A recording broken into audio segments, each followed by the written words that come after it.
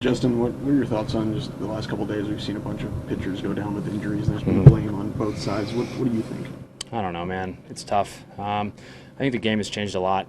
Uh, I think it'd be easiest to sit here and blame the pitch clock. I think in reality, you put everything together, and everything has a little bit of influence. I think the biggest thing is the style of pitching has changed so much. Everybody's throwing as hard as they possibly can and spinning the ball as hard as they possibly can.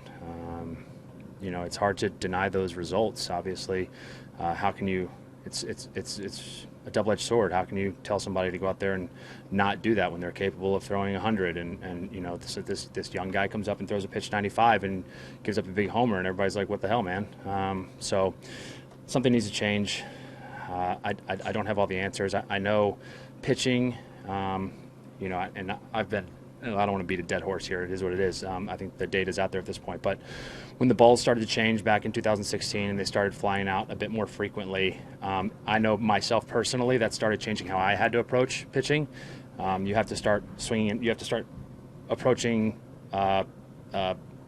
the batter as I want swing and miss. I can't have him put the ball in play where the old adage, pitch down, pitch away from the guy, hit your spot, get weak contact early in the count, and then you can kind of go up. And that kind of went out the window when everybody started being able to leave the yard, especially opposite field. And look, like I said, I'm not here to.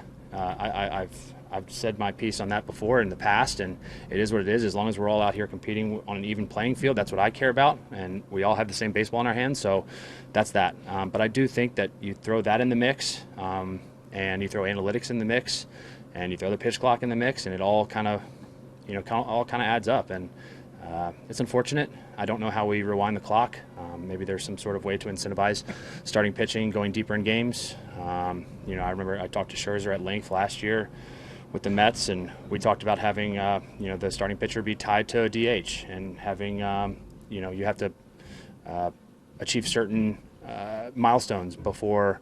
If the pitcher comes out and he hasn't achieved any of those milestones, you lose your DH. So at least the team is incentivized to teach their pitchers to go through the lineup 3 times. Whereas right now, nobody's incentivized to do that. No teams are incentivized to tell their pitcher, okay, let's go through the lineup 3 times. Let's navigate a lineup. Those aren't conversations that are had anymore. Nobody's fault. It's just the nature of the game where it's at right now. But if that mind shift switches and teams start incentivizing, okay, how do we get guys out 3 times? Because right now, 3rd time through the lineup, they're looking for an excuse to take you out. Because analytically, it says that batters have more success 3rd time through. So I can't sit here and blame anybody. But the second that you start incentivizing pitchers staying in the game longer, throwing 110 pitches, throwing 100 pitches, navigating the lineup, then the trickle down permeates all the way to Little League baseball.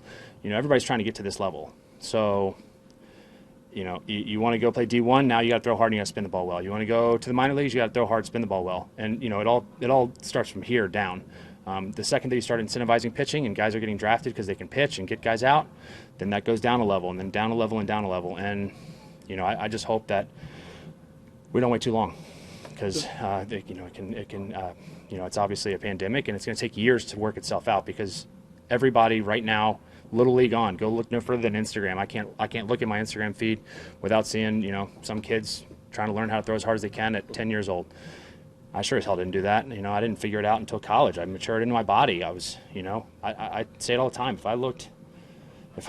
If I came up in today's world, I don't know what would happen. My mechanics were a little different. I was tall, lanky, lean, skinny, lean, weird, kind of hadn't hit my maturity. Went to college, didn't get drafted, went to college, and kind of grew into myself, and all of a sudden started throwing hard. But it wasn't because I did some, program to make me throw harder. So it's hard. Hard question.